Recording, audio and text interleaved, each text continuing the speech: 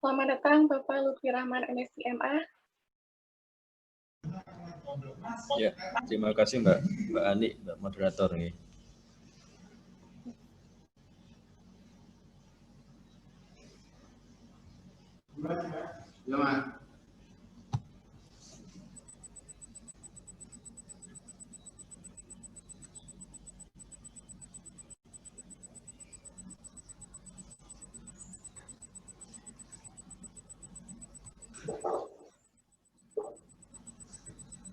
Ini ada sambutan dari DPL nggak Mbak?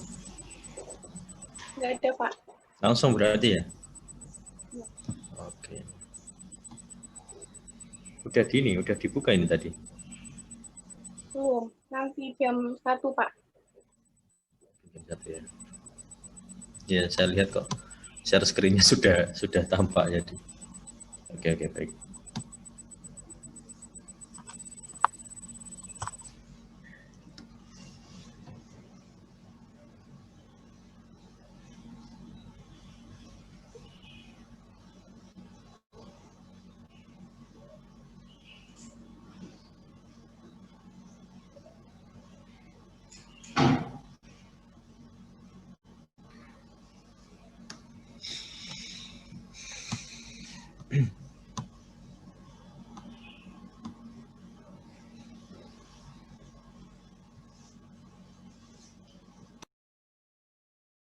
Pak Lutfi izin membuka diskusinya.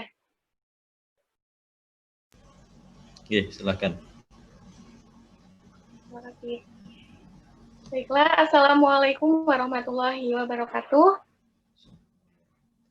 Selamat siang semuanya. Bagaimana kabarnya hari ini? Semoga sehat selalu ya. Selamat datang di diskusi online dari kelompok 108 dengan tema moderasi beragama di era pandemi, cegah sikap intoleransi.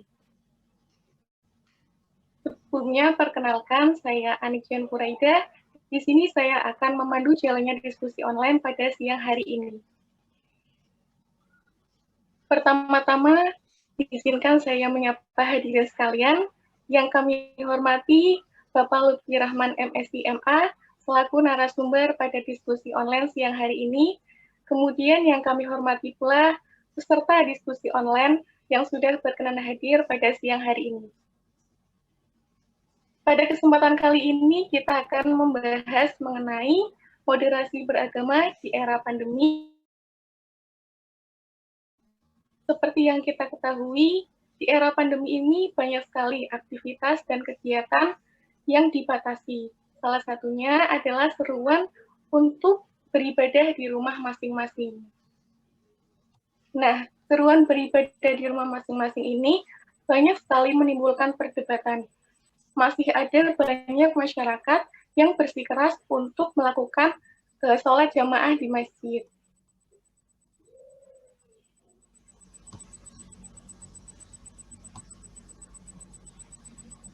Mereka beranggapan bahwa tidak boleh menutup atau meninggalkan sholat jamaah di masjid. Sampai ada juga yang beranggapan bahwa jika kita takut pergi ke masjid, berarti kita beriman kepada COVID-19. Padahal anjuran untuk beribadah di rumah masing-masing ini sudah dikuatkan oleh fatwa MUI yang sudah jelas dibuat oleh ulama-ulama besar yang sangat paham terhadap Islam. Islam merupakan agama yang bertoleran dan tidak mempersulit umatnya.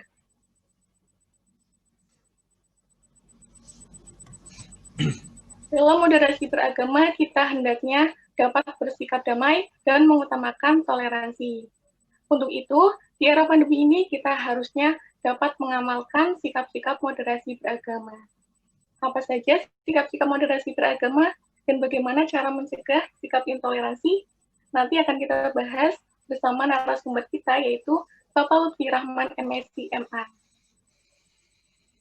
Nah, selanjutnya saya akan menjelaskan mengenai aturan diskusi pada siang hari ini. Yang pertama, pemaparan materi akan berlangsung selama 1 jam. Yang kedua, untuk sesi tanya-jawab, kita akan memanfaatkan kolom chat box. Jadi nanti untuk kalian yang ingin bertanya, silahkan menuliskan pertanyaannya di kolom chat box.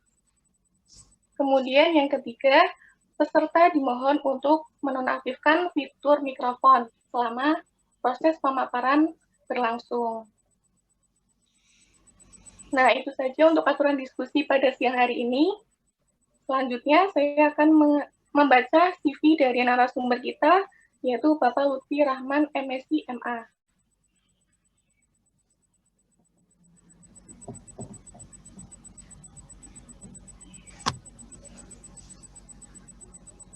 Nama Lutfi Rahman, tempat tanggal lahir Kudus 25 September 1987, alamat Jalan Bukit Beringin Timur 6E 239 RT2 RW 10, jurusan dosen agama dan teori sosial. Nomor kontaknya silakan jika ingin ada yang mencatat 0877 4916 9212. Emailnya lutfirahman@walisongo.ac.id.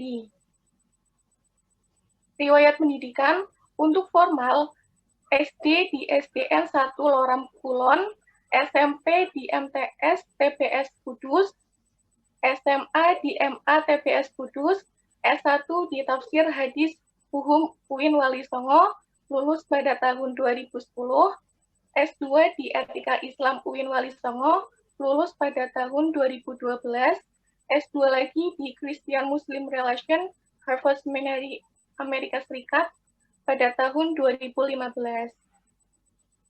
Kemudian beliau juga mondok di pesantren Mambaul Ulum Pakispati, Ihya Ussunah Loram Kulon Kudus, dan Ulil Albab Ngalian Semarang. Untuk pendidikan informal, beliau pernah mengikuti short course IIT Herndon, Virginia, Amerika pada tahun 2013, kemudian Religious Pluralism in Al-Amanah Center Oman, Saudi Arabia pada tahun 2014, kemudian English Program International University of South Carolina, USA pada tahun 2014, kemudian Fundraising Crossbridge University Amsterdam pada tahun 2016, Research on Women Studies Flinders University Australia pada tahun 2019. Kemudian untuk pengalaman berorganisasi, yang pertama di HMJ Tafsir Hadis pada tahun 2007, jabatan sebagai ketua, kemudian di PMII Rayun Usuluddin pada tahun 2006 sampai 2008, jabatan sebagai divisi bahasa dan wacana, kemudian di WMC NU Ngalian, jabatan sebagai wakil katib, kemudian di Lakpesdam NU Jateng, jabatan sebagai Departemen Luar Negeri dan Kerjasama. Kemudian yang terakhir, Rumah Moderasi Beragama UIN Walisongo, jabatan sebagai sekretaris. Minat bidang beliau yaitu di sosiologi agama, teologi, hubungan, dan dialog lintas agama. Moto hidup beliau yaitu jadilah santri.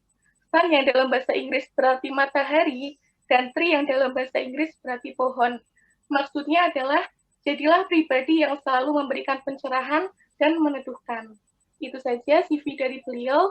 Selanjutnya, kita akan masuk ke sesi pemaparan materi yang akan diberikan oleh Bapak Lutfi Rahman, MSc, MA. Kepadanya waktu dan tempat kami persilahkan. Oke, baik, terima kasih Pak Moderator, Mbak Ani. Saya awali. Assalamualaikum warahmatullahi wabarakatuh. Yang saya banggakan mahasiswa-mahasiswi KKN RDR 75, yang saya banggakan juga para peserta yang mungkin di luar dari mahasiswa KKN. Alhamdulillah, salatu wassalamu ala rasulillah wa alihi wa sahbihi wa mawalah, amma ba'd. Pada kesempatan siang ini, ya, kita bisa bertemu secara virtual untuk mendiskusikan moderasi beragama. Ya, ini adalah webinar ke berapa ini ya, sudah ke-5 atau ke-7, ke-5 atau ke-6 ini dari teman-teman KKN ya. Ini tadi ada dua webinar ya, yang satu tadi jam 10:30, ini yang kedua ini. Oke, baik. Mahasiswa KKN Posko 108. Ini dari daerah mana atau gimana Mbak Ani? Posko kalian ini berdasarkan apa? Apa random, acak? Random Pak, dari berbagai daerah. Kita lihat ini yang cowok cuma satu ya, Muhammad Ihsanul Amin ini. Enggak, itu enggak semuanya kelompok Pak. Oh, oke. Ya. Oke, baik ya. Karena kemarin ada yang kelompoknya itu cowoknya cuma 2 ya, yang lain cewek semua, itu ada yang kayak gitu itu. Oke, baik ya. Teman-teman yang KKN atau mungkin peserta yang lain yang ada dalam pertemuan virtual ini, mungkin kalian masih asing ya, atau katakanlah masih jadi istilah baru, apa sih itu moderasi beragama ya. Sebelum saya jelaskan lebih lanjut, yang perlu difahami bersama adalah sejarah mengenai kemunculan moderasi beragama ini ya. Moderasi beragama ini ya, kiranya mungkin cukup viral ya, khususnya di kampus UIN dalam beberapa bulan terakhir ya, katakanlah sudah hampir 1 tahun terakhir ini ya. Jadi moderasi beragama ini merupakan ide cetusan dari Bapak Menteri Lukman Hakim Saifuddin ya, sebelum Menteri Kemenak era sekarang ya. Sekarang kan Pak Fahru Rozi itu melanjutkan saja. Nah, moderasi beragama ini terlahir karena apa istilahnya, melihat bahwa situasi di tanah air kita ini kok semakin memprihatinkan, karena bagian dari efek kepentingan politik ya, kelompok-kelompok keagamaan itu cenderung melakukan hal-hal yang berlebih-lebihan ya. Entah boleh jadi bentuk berlebihan itu saling mengkafirkan sesama ya kan, saling menganggap yang lain sesat, padahal sama-sama muslim loh ya, padahal sama-sama muslim, itu yang sama-sama muslim. Kalau yang beda agama, yang terjadi adalah ya persekusi entah pengusiran ya, entah ya, itu kalau dalam hal agama ya. Kalau dalam, ada yang menyebut cebong ya kan, ada yang menyebut kadrun dan sebagainya. Nah, ini bagian dari hal-hal yang memunculkan cetusan ide mengenai moderasi beragama.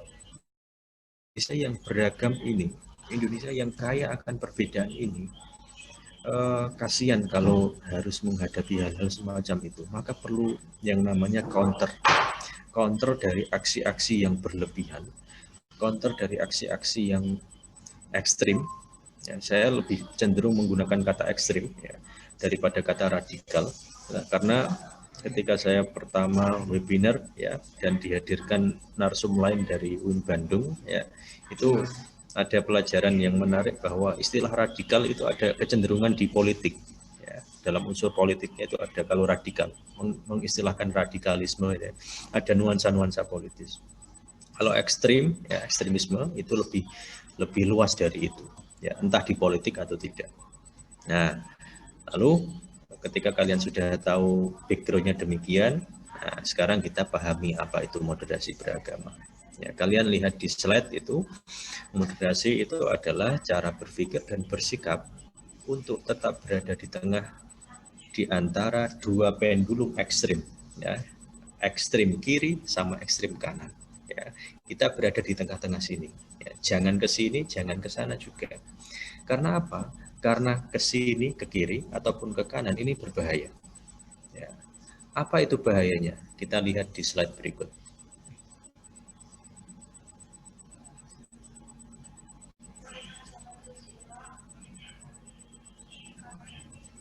Nah, ini adalah bahaya dari ekstrim kiri sama ekstrim kanan. Saya jelaskan yang ekstrim kanan dulu ya.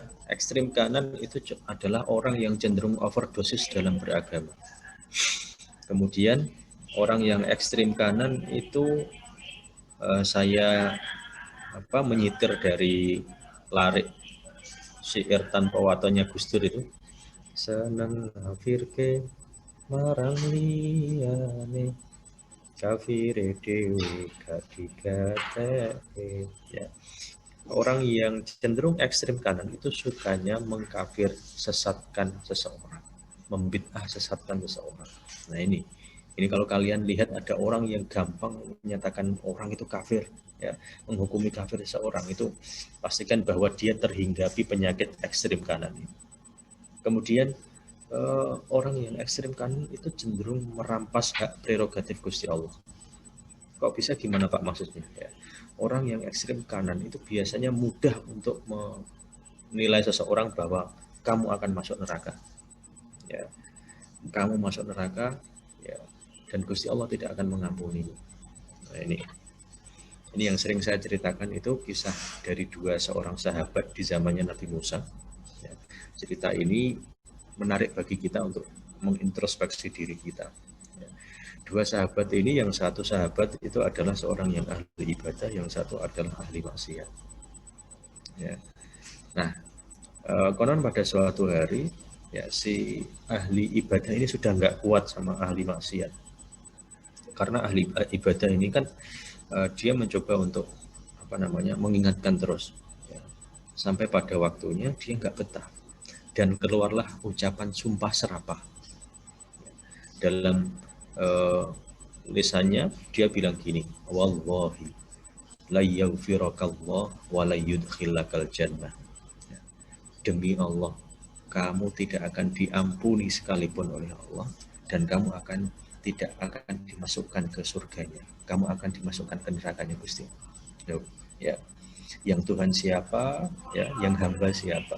Seakan-akan dia punya hak untuk menentukan seseorang itu masuk neraka atau masuk surga. Ini yang saya katakan tadi sebagai hak merampas hak prerogatif Gusti.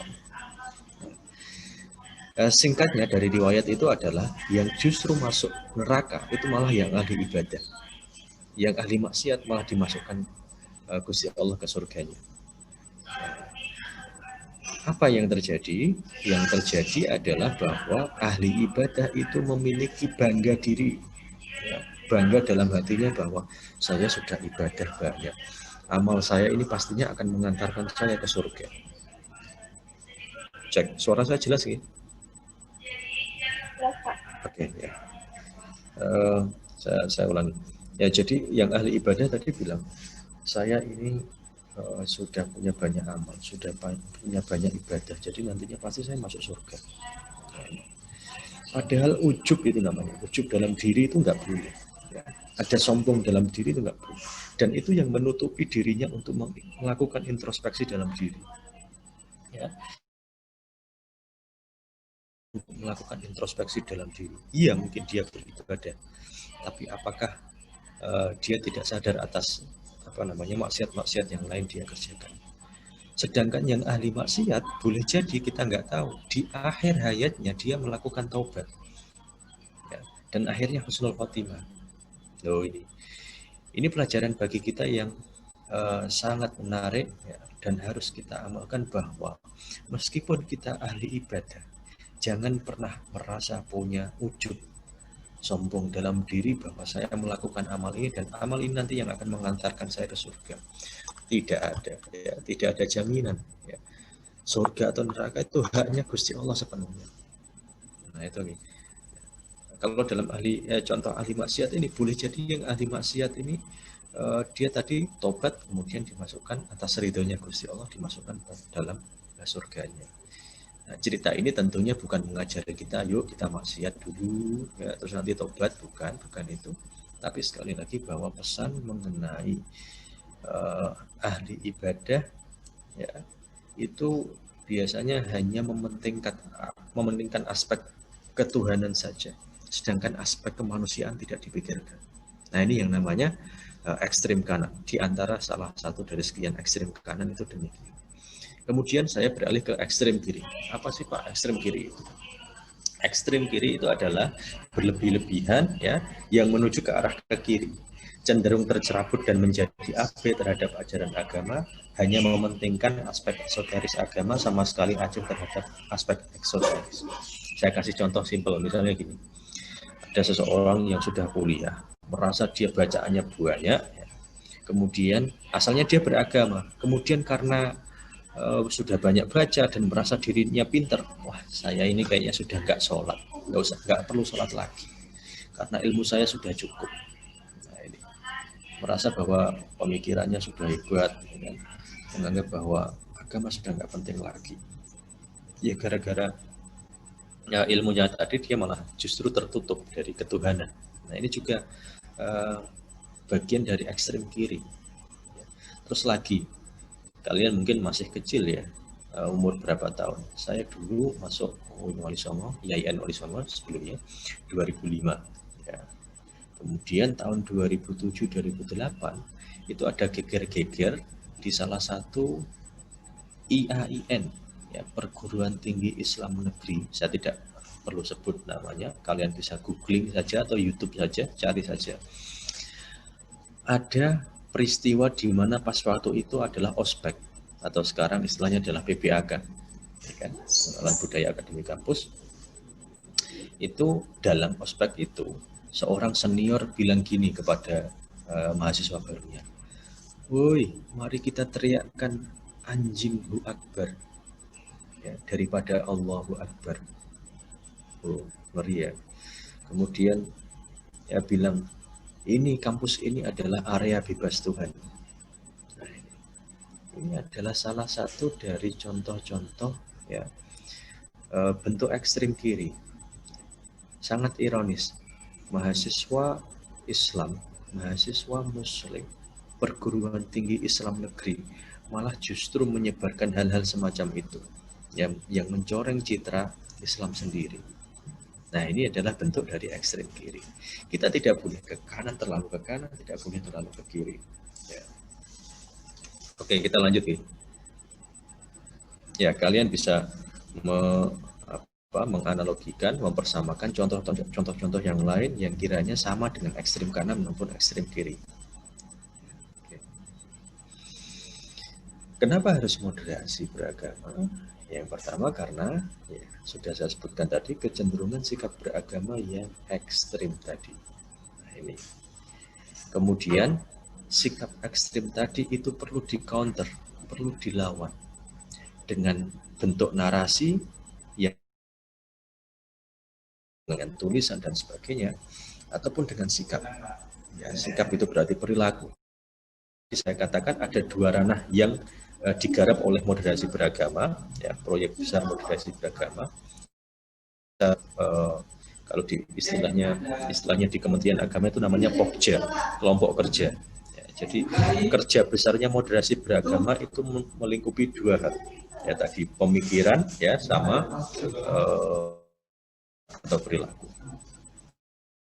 Konteks global. Nah ini teman-teman yang mungkin harus ketahui adalah secara global, secara internasional, ide-ide mengenai ekstremisme, radikalisme ini tidak lantas berada di dalam Indonesia.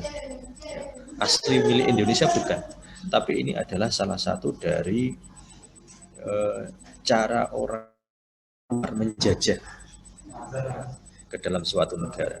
Jadi istilahnya apa ya, proxy war, ya proxy war dan soft war, perang terselubung atau mungkin perang yang secara halus melalui ideologi. Saya ceritakan seperti halnya yang saya ceritakan di webinar yang lain, bahwa tahun 2017 saya diminta oleh salah satu teman saya untuk mentranslate tulisan seorang wartawan dari Boston. Ya, Boston itu kalau dari kampus saya, ketika saya dulu S2 di Amerika, itu sekitar 3-4 jam dari kampus saya. Ya, jadi wartawan itu menulis mengenai bagaimana paham-paham Wahabisme, ya, paham-paham Wahabi disuntikkan ke Indonesia. Ya, bagaimana paham-paham yang istilahnya merupakan ideologi ekstrim, ya, keberagamaan yang ekstrim itu disuntikkan ke Indonesia. Ya, ketika saya mentranslate tulisan itu, saya menemui bahwa cara Wahabi disuntikkan ke negara-negara seperti Indonesia itu adalah dengan cara membuat kursus-kursus gratis bahasa Arab, membuat masjid-masjid yang disokong oleh Saudi Arabia, kemudian membuat pondok-pondok pesantren yang di dalamnya mengajarkan paham-paham ekstremisme, paham-paham radikalisme. Nah, ini berbahaya, sangat berbahaya. Ya, kalian bisa googling coba, ya, banyak yang namanya pondok-pondok yang sangat tertutup. Ya. Dan saya yakin teman-teman di sini juga paham bagaimana karakter mereka secara fisik. Ya. Biasanya celananya cingkrang dan sebagainya. Biasanya jenggotnya tebal dan sebagainya. Saya tidak menjustifikasi yang selalu bercelana cingkrang itu adalah berpaham ekstrim. Yang selalu berjenggot tebal adalah berpaham ekstrim. Tidak. Ya, tapi salah satu dari ciri fisiknya itu demikian. Lebih mudahnya itu adalah dikenali ketika kalian melihat bagaimana kalau dia itu sering ceramah, tapi dalam ceramahnya mencaci orang lain, ya, melakukan fitnah, menyebarkan hoax, itu lebih mudahnya di situ, ya, daripada mengidentifikasi dari segi fisik tadi yang saya katakan. Kemudian moderasi beragama ini dilakukan untuk supaya fitrah kemanusiaan kita itu terjaga. Ya, fitrah kemanusiaan kita itu apa? Fitrah kemanusiaan kita itu adalah untuk dihormati, ya kan? Dalam Al-Quran disebutkan nih, walaqad karramna bani Adam. Ya, Gusti Allah itu memuliakan anak Adam alias manusia. Ini ketika orang yang berbeda-beda, beda agama, beda suku, beda ras, beda etnis, itu tidak dihormati hanya gara-gara berbeda, dilakukan persekusi, diusir sana sini, tidak memiliki hak untuk melakukan kebebasan ekspresi beragama misalnya, ya, itu artinya dilukai fitrahnya, ya. Fitrah kemanusiaan dilukai. Nah, oleh karenanya moderasi beragama itu adalah bagian dari cara supaya tetap harmoni.